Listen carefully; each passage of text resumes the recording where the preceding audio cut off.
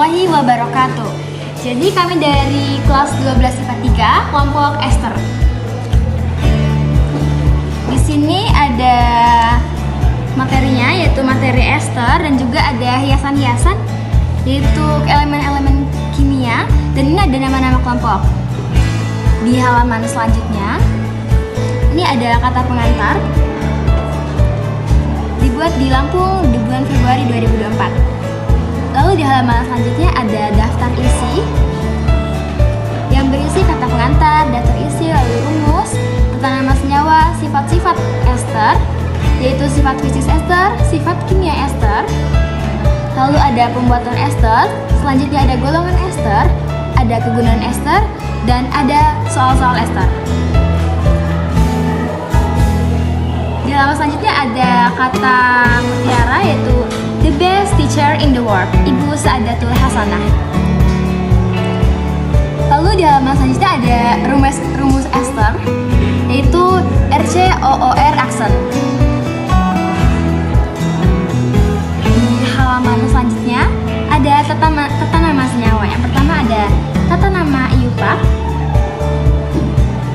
dan yang kedua ada tata nama trivial. Tata nama trivial ini ada dua cara, yaitu dengan menggunakan alkil ester, lalu jumlah atom C diikuti kata ester, dan ada juga yang menggunakan huruf. Nah, selanjutnya ada tata nama ester. Yang pertama adalah tata nama IUPAC. Nah, ester merupakan turunan dari asam karboksilat. Nah, ester diberi nama dengan alkil-alkanoat, yaitu alkil yang diikat oleh atom oksigen, sedangkan alkanoat meliputi alkil dan gugus fungsinya. Nah, selanjutnya ada tata nama trivial, yaitu ester berasal dari alkil ester. Alkil ditulis sesuai urutan jumlah atom C, diikuti kata ester. Nah, di sebelahnya ada contoh-contoh dari ester. Itu ada bentuk IUPAC-nya isopropil etanoat, lalu bentuk trivialnya metil isopropil ester.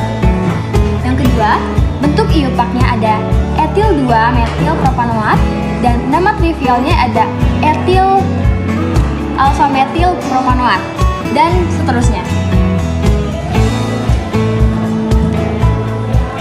Di sini ada sifat-sifat ester. Yang pertama ada sifat fisis ester. Yang pertama, mudah menguap. Yang kedua, sukar larut dalam air tapi tidak mudah larut dalam ester.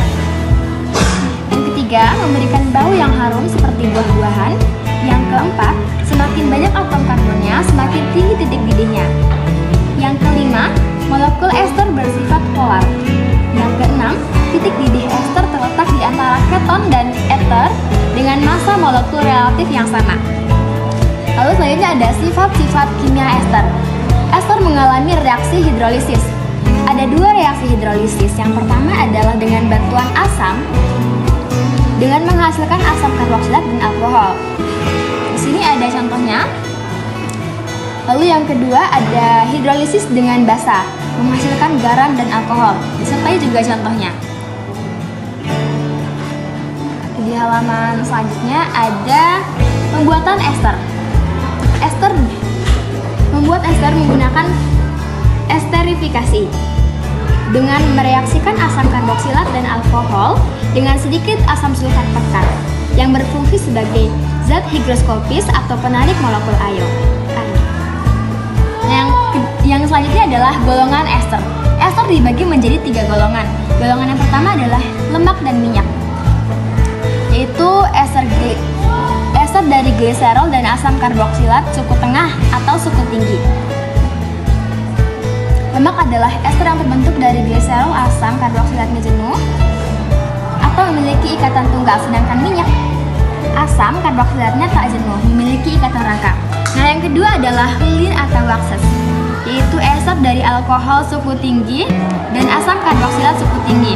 Contohnya ada mirisil polimitat atau lilin tawon, dan mirisil serotat atau lilin carnauba. Yang ketiga adalah sari buah-buahan, yaitu ester dari alkohol suku rendah atau suku tengah. Contohnya ada apel dengan nama isopentylpentanoat, strukturnya tertulis di sini. Lalu yang kedua adalah dengan nama butil butanoat atau yang biasa kita kenal dengan nanas. Yang selanjutnya ada isobutil propanoat, yaitu dengan aroma gula tebu, dan ada lain-lainnya. Nah, kita beralih ke kegunaan ester. Ester yang mempunyai bau harum digunakan sebagai bahan pembuat parfum, minyak asin, penyedap makanan, kosmetik, dan lain-lain.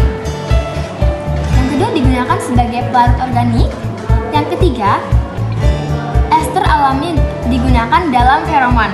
Yang kelima, lemak dan minyak alami adalah ester alami dari asam lemak dari gliserol. Nah, yang selanjutnya adalah ester nitrat.